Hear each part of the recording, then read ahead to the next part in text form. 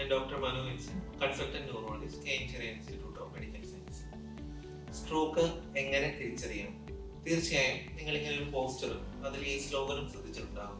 ഇതിൽ പറയുന്നത് ബാലൻസിനുണ്ടാകുന്ന ബുദ്ധിമുട്ട്, കണ്ണുകൾക്കുണ്ടാകുന്ന ബുദ്ധിമുട്ട്, മുഖത്തുണ്ടാകുന്ന കോടലുകൾ, കൈകാലുകൾക്കുണ്ടാകുന്ന തളർച്ച, സംസാരത്തിനുണ്ടാകുന്ന ബുദ്ധിമുട്ടുകൾ, ഇതെന്തെങ്കിലും ശ്രദ്ധയിൽപ്പെട്ടാൽ എത്രയും പെട്ടെന്ന് ആശുപത്രിയിൽ എത്തിക്കണം എന്നാണ്.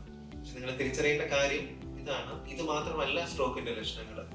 പെട്ടെന്നുണ്ടാകുന്ന ഓർമ്മയ്ക്കുള്ള ബുദ്ധിമുട്ടുകൾ, മുറികൾ തിരിച്ചറിയാൻ പറ്റാണ്ടിരിക്കുക, അല്ലെങ്കിൽ ഒരു വശം മാത്രം കാണുക, അല്ലെങ്കിൽ യാതൊരു അർത്ഥമില്ലാത്ത രീതിയിൽ സംസാരിക്കുക, അല്ലെങ്കിൽ സംസാരിക്കാതിരിക്കുക, ഇറക്കാനുള്ള ബുദ്ധിമുട്ട്, കൈകാലുകൾക്ക് ഉണ്ടാകുന്ന ചെറിയ വഴക്കക്കുറവ്, അല്ലെങ്കിൽ ശരീരത്തിന്റെ മുഖത്ത്, കൈക്ക്, കാലിന് ഉണ്ടാകുന്ന മരവിപ്പ്, തരിപ്പ്, ഇതെല്ലാം സ്ട്രോക്കിന്റെ ലക്ഷണങ്ങളാണ്. അപ്പോൾ സ്ട്രോക്കിനെ എങ്ങനെ തിരിച്ചറിയാം?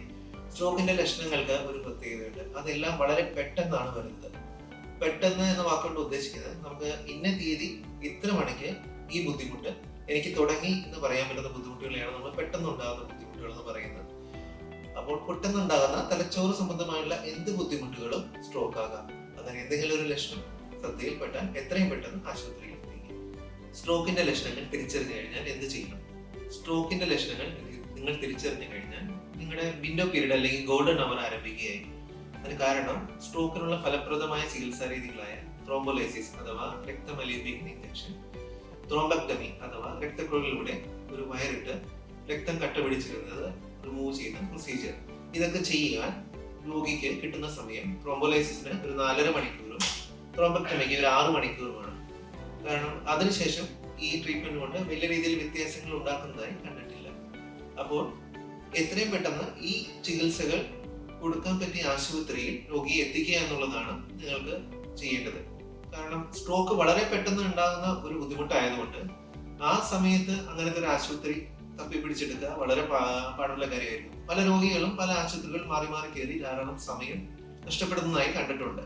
അപ്പോൾ നിങ്ങൾ ചെയ്യേണ്ടത് ഇതാണ്: നിങ്ങളുടെ തൊട്ടടുത്ത് ത്രോംബോലൈസിസ്, ത്രോംബക്ടമി എന്നീ പ്രൊസീജിയറുകൾ ചെയ്യുന്ന ആശുപത്രി ഏതാ ഉള്ളതെന്ന് മനസ്സിലാക്കി വെക്കുക. സ്ട്രോക്കിന്റെ ലക്ഷണങ്ങൾ കാണുമ്പോൾ ഒട്ടും സമയം പാഴാക്കാതെ അവിടെ എത്തിക്കുക.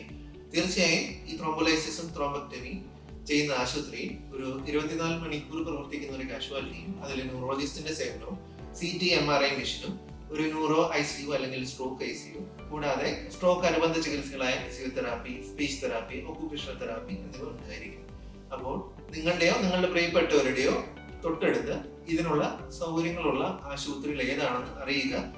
സ്ട്രോക്കിന്റെ ഫലപ്രദമായ ചികിത്സ ലഭിക്കാൻ നിങ്ങളെ സഹായിക്കും.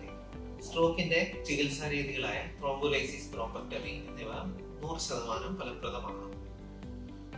വിഷമകരമായ സത്യം 100% ഫലപ്രദം അല്ല എന്നുള്ളതാണ്. ഈ ചിത്രത്തിൽ കാണുന്ന പോലെ ഇതൊരു 100 രോഗികളിൽ ത്രോംബോലൈസിസ് ചെയ്താൽ അതിലൊരു ഈ പച്ച നിറത്തിൽ കാണുന്നതാണ് നല്ല രീതിയിൽ ഇംപ്രൂവ്മെന്റ് വന്ന പേഷ്യന്റ്.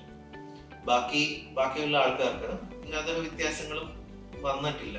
ബാക്കി ചെറിയ ശതമാനം ആൾക്കാർക്ക് ബ്ലീഡിങ് ഉണ്ടാവുകയും അതിനകത്ത് ചെറിയൊരു ശതമാനം ആൾക്കാർക്ക് ഭയങ്കര ഗുരുതരമാകുന്ന ബ്ലീഡിങ്ങിന്റെ റിസ്ക്കും കാണുന്നുണ്ട്. അവരെ ഈ ചുവന്ന നിറത്തിൽ കാണിച്ചിരിക്കുന്നു. സ്ട്രോക്കിന്റെ ലക്ഷണങ്ങളുള്ള ഒരാളെ 4.5 മണിക്കൂറിനുള്ളിൽ കൊണ്ടുവരികയും ഇഞ്ചക്ഷൻ കൊടുക്കുകയും ചെയ്തതിനു ശേഷം എന്തുകൊണ്ട് ഇംപ്രൂവ് ചെയ്തില്ല എന്ന് ചോദിച്ചാൽ ഇതാണ് അതിന് കാരണം. നമുക്കൊരു 33% മാത്രമേ ഉള്ളൂ വ്യത്യാസം വരാനുള്ള ഒരു സാധ്യത. മാത്രമല്ല ഈ ഇഞ്ചക്ഷനും ട്രീറ്റ്മെന്റുകൾക്കും ധാരാളം പാർശ്വഫലങ്ങളുണ്ട്. അപ്പോൾ നമ്മൾ രോഗികളെ കൃത്യമായി സെലക്ട് ചെയ്തതിനു ശേഷം മാത്രമേ ഈ ട്രീറ്റ്മെന്റിന് നമ്മൾ വിധേയമാക്കത്തുള്ളൂ.